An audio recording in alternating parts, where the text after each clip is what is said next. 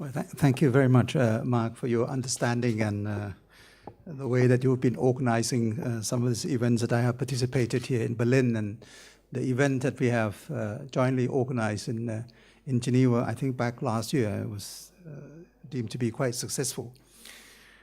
If I look at the situation around the world today, and including particularly in my own country at the moment, Thailand, there seems to be an emerging of a new political culture.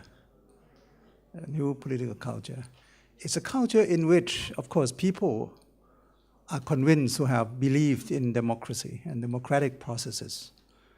But at the same time, as you look around the world, in the Arab country, Northern African countries, in countries like Brazil, Turkey, and in some advanced countries in Europe and in my own countries at the moment, there is a so-called a kind of a new political movement which is being called the mass disobedience, the political disobedience, the way that the population is rising up to claim their rightful places in the way that they want to determine the future of their own countries. So right now, if you have watched some television clips and the news in the last few weeks, you would have seen that in Bangkok there's been a protest movement of close to 1 million people involved in there, trying to make sure that they are in fact being involved in determining the constitutional changes and whatever might happen under the eyes of the politicians. So when I discuss culture, I don't discuss culture by limiting it only to entertainment,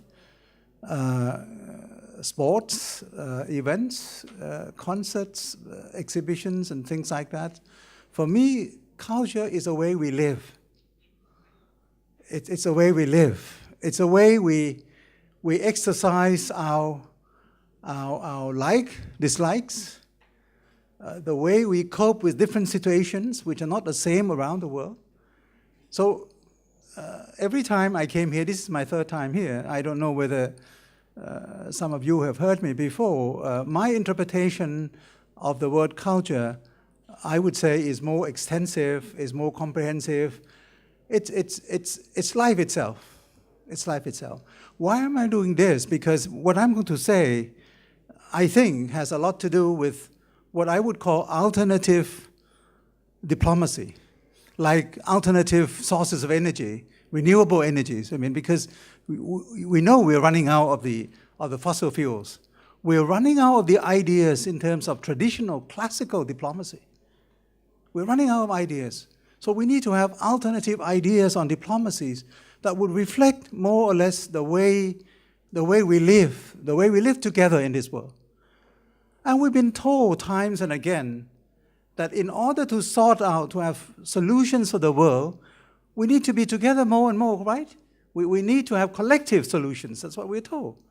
And that's what I was working under the UN system, because we believe that the United Nations system is where we put people together, 193 countries, and we try to solve all our problems together. But as you watch the situation around the world, I was just citing to you the kind of political disobedience that people can protest, and with some change in the transportation fares in Brazil, people can come up and do a huge demonstration. In Turkey, there was just a plan to put up a big building into a public park that people just protest against. The Arab Springs, of course, demonstrated the unhappiness, the dissatisfaction with the political system, whatever that might be. And in my own country, because of the rules by one political party that seems to be having the sole ownership of the country, that they can change anything at their will. So I would say that at the moment, while we need the kind of joint collective actions that would be guided by the kind of classical diplomacies, We're not there. We're not there. We're not going to be there easily. You look at all kind of international negotiations in the past couple of years, be it trade, climate, finance, all these things tend to break down. I have in my notes my own concerns with the state of the global economic conditions. We used to have a very open economy, where everyone participates and participate in a way that is non-discriminatory treatment, that is an open trading system. This thing is being turned around. What we're seeing at the moment is the openness of the system is now limited and even shrinking. We're now seeing a lot of interventionists move by governments to be more assertive, and sometimes rightly so, because when you talked about environmental problems, countries tend to say, look, if you leave the situation like this to allow the UNFCCC and the global negotiations that have been going on for decades to resolve itself, we may never have the kind of the life we used to enjoy 10, 20 years ago, because the warming up of the world is just moving far ahead of us. While we're talking about the 2 degree of change in climate, we have already eaten up. We have already made use of the air and the climate that is already impossible for us to determine how much more warming is going to be created in the future world. Trade used to be actually gaining ground in terms of share of the global GDP. Now trade as share of the global GDP is stalled. It's not moving in terms of the bigger share. It's being stalled. If you look at international flows of funds and FDI, foreign direct investment, before 2007, global capital movements in terms of foreign investment used to amount to something like $2 trillion. Now it's about $1.3 trillion and shrinking every year. How come? And if you look at the liquidity situation, you're going to be told that all the major corporations around the world are awash in cash. They all have huge amount of cash at the moment, but they're not making investment. Not in their own countries, not elsewhere. And so what they're doing, they're just not doing anything, sitting on that cash or buying back their own equities, just to reduce the kind of capital increase that they need to work on. If you look at the way we deal with multilateral trading system, there is fragmentation there as well, because while we are seeking solutions for our trade talks, at the moment there are 2 major trading blocs being created. One which is called Trans-Pacific Partnership, which includes 12 major countries, more than half of the global trade volume. Another one is the one between US and EU, which is called Transatlantic Trade and Investment Partnership. The 2 major regional blocs, once they are established on their own, it will indicate that the World Trade Organization, the WTO, would have a tough task ahead of them in order to put the multilateral trading system and multilateral rules on trade on a multilateral basis, because there'll be regional. For countries outside of a transatlantic partnership agreement, they will all have to go and toe the lines of the agreements according to the TTIP. The TPP will be having their own kind of arrangement, and so we're going to see fragmentations around the world. Now, all this indicate something which magazine economists call gated globalization. Gated globalization, that globalization is going on, but it's going to be more gated, more divided, more close, and more interventionist, more determined by the states that would like to regulate their own destiny. I was mentioning yesterday some of this point to the advisory board meeting, and I mentioned something which is really very realistic at the moment and quite threatening in Asia. When you look at the rise of all the newly emerging economies like China, India, Brazil. Sometimes they don't call them the emerging economies, sometimes they call them frail economies, because you look at some of the economies like India, Brazil, South Africa, Indonesia, they're very frail. I mean, they suffer a lot when the change in cash flow move along. When the US, for example, now announced that there will be a tapering off the quantitative easing, the injection of liquidity into the market, they all suffer the decline in their own depreciation in their own currencies. They're suffering the outflow of funds. And so we're living in a world wherein, in spite of the fact that emerging economies are claiming their own roles, who have more impact on the global economy at the moment, they are not really that strong, not strong enough to really be given that kind of role as yet. I mean, they're far too short of the resources, technology, and whatever kind of financial clout that they may have. But at the moment, what is happening in Asia is that the rise of China at the moment is being seen as a threat to the rest of the world, which is something which is very sad, because I know China well. I know people who are dealing with China very well in the case of Asian territorial disputes. And I know this has been all around in the history of Asia for many decades, sometimes for centuries. But at the moment, with the involvement of people around Asia, with the involvement of power from outside of Asia, with more funds being put into defense expenditures instead of being put into inclusive growth, into education, infrastructure, into healthcare, you can see the trends in Asia of more funds, more budget allocation being put into defense, and mainly to ring fence around China.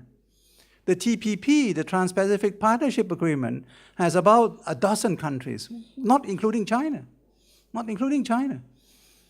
So what happens is that at the moment,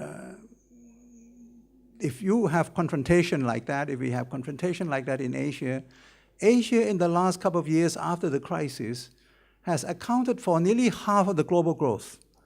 Prime Minister Manmohan Singh used to tell me that, from India, used to tell me that India, China, they are the global public goods because they are growing at the rate of 6 to 7 to 8 in China, in the past 9 to 10%. So they are helping the global demand to expand, and they are keeping the global locomotive, demand locomotive, on the go. Now, if they should be shrinking because of the hostilities, because of the kind of enmity that will be created around some of the disputes, that could be the kind of pressure on growth. And so this could severely impact on the economic opportunities. Now, I'm saying all this just to establish the fact that while we are trying to create collective understanding, collective solutions, we're not seeing this being promoted by traditional diplomacies. So we have to turn to something else. And the something else is the way we will have to understand how we lived before, how we can act, so that one of the speakers before me was talking about the need to be positive in the way we understand each other, the way we become less arrogant.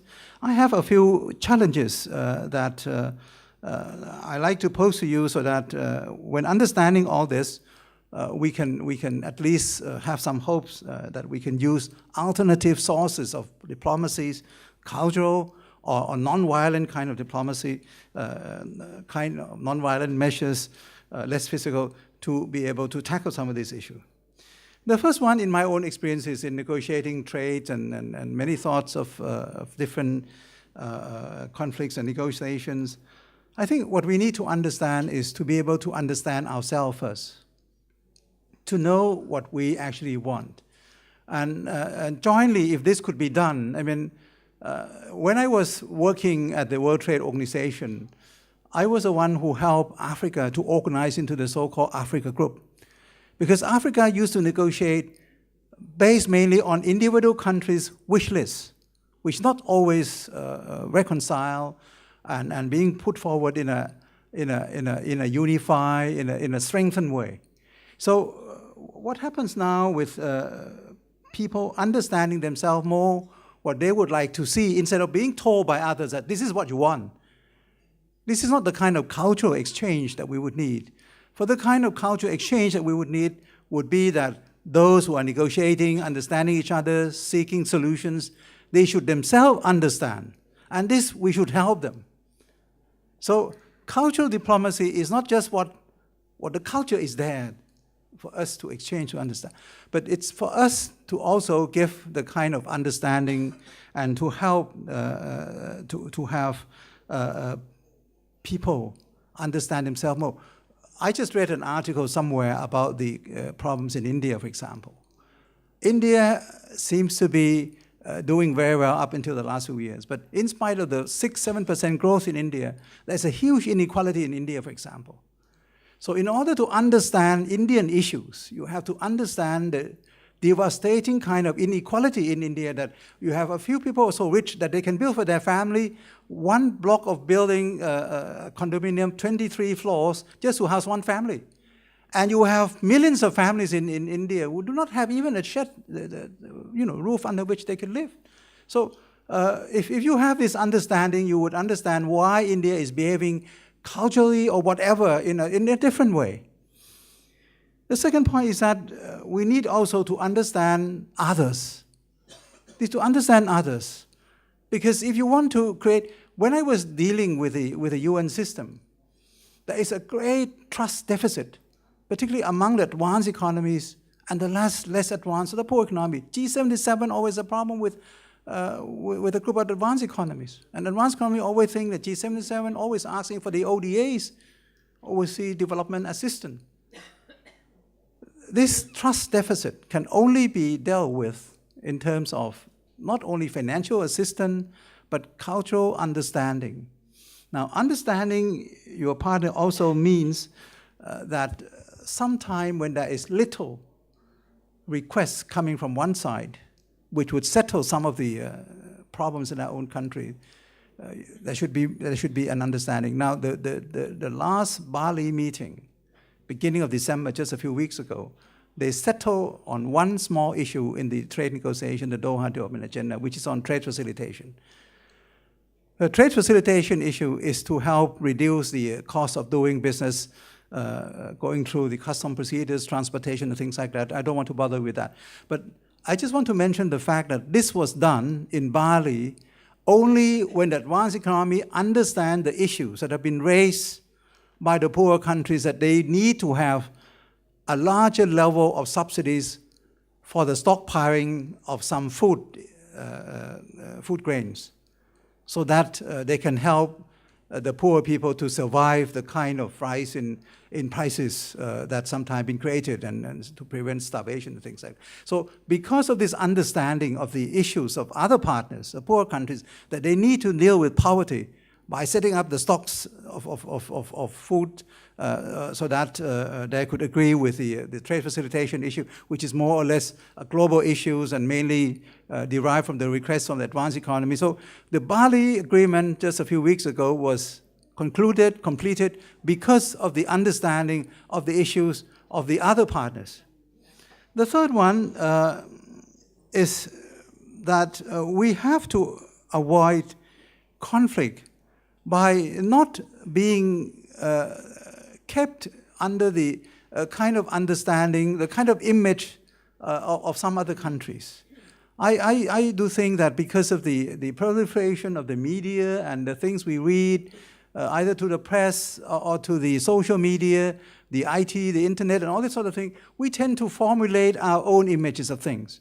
And so it's very difficult to get rid of some of the negative images. And so the cultural thing is that when we cannot get rid of that, we begin to think we understand culturally what the others are doing or not doing. So the kind of image that we adopt could sometimes create some misunderstanding and political conflicts. And now I'm talking about the things that happen now between, let's say, China and Japan and Korea, and China and Korea, and all the things in Asia that is going on at the moment, Vietnam with China, China with the Philippines, and all these images of China rising in Asia and the need to contain China. China is not, at the moment, an advanced economy. China has 1.3 billion people, about a few hundred millions, a few hundred million, maybe 200 millions, they are middle class, living just on the eastern coast. The rest are poor, much poorer than that, particularly in the north and the northeast. They're living under the poverty line. So China will have the need for more time to advance their own economy, their own economic prosperity, and they don't have, I don't think, the wherewithal of how to deal with the kind of disputes, political disputes around the country. So to say, as some press in the Western area, that China is bullying countries in Asia, I think is a misperception. This kind of misperception doesn't help to create the understanding within Asia. And if this fire is stoked by somebody from outside, then it's getting to be worse. So I think what we need to do with our cultural diplomacy is really to leave countries to deal with their own issues and to have the understanding that the countries like this that are trying to come out of their poverty stage, they cannot afford to be more assertive and to be as aggressive as sometimes the press is seen to be, in spite of some of the actions that has been taking place in the last couple of months. The number 4 is what one professor who was speaking today was saying, the kind of arrogant attitude that we sometimes take up. I don't think, if you look at the present situation around the world, there is no one who knows anything better than others in the rest of the world, except for some of the high-level technological development. But in terms of economic development, recessions, great crisis can occur in Asia, in Latin America, in Europe, elsewhere in the world. If you look at Europe at the moment, the largest borrower from the International Monetary Fund are from Europe. They're supposed to be actually financing the IMF, but they are now borrowing more than 60-70% from the funds. So I would say that the kind of attitude that we have to adopt in dealing with issues. Now, for example, Asia at the moment, sometime when you look from somewhere else, they would call that the democracy that we have in Asia is called guided democracy, as Lee Kuan Yew used to say. But so be it. If guided democracy has created something like in Singapore, where there is growth, there is prosperity, there is equality and everything, achievement, Singapore is now deemed to be one of the most efficient economies, most competitive in the world. And it's based on guided democracy, which is not very much in the good eyes of the West. So be it. But then we have to understand what's happening in Singapore. Why do we have to do that? Why Asians will have to have guided democracies? That is a kind of also cultural diplomacy that I would like to plead from all of us. And the last point that I would like to make is that this is a world wherein, like I said from the outset, we need more global solutions. So we're seeing a plethora of international agreements around the world. So many new agreements. When I used to complain when I was with the UN, that every time we go to a conference, we came back with a new agreement, and new agreement, and new agreement all the time. And yet agreements from some years ago are not being fulfilled, and then we go on to new agreements. So we are excessively flooded with agreements after agreements that poorer countries cannot afford to enact, to implement, while at the same time they have to cope with their own issues. And this is something which I would call the lack of domestic policy space. So much outside intervention, outside commitments are putting a lot of demands on countries, poor countries, on their own institutions, on their own legal framework, that they can hardly afford to go their own way. And I was saying from the outset that you need to understand your own problem, you need to deal with your own problems, and there always is discrepancies between international commitments and domestic demands. So here, in order to understand how cultural diplomacy can solve issues, we need to understand that while we need international agreements, because we're living in a civilized world, that we need to do things together to deal with the green issues, the environmental issues, to deal with the financial issues, stability around the world. But at the same time, we need to have policy space. When poorer countries ask for some space so that they can breathe, they can have their own subsidies, or they can have some of their own interventions. I think we need to understand this, that this is a kind of culture, I would say culture, economic culture maybe, but living culture that they need to adopt so that they could deal with issues at hand.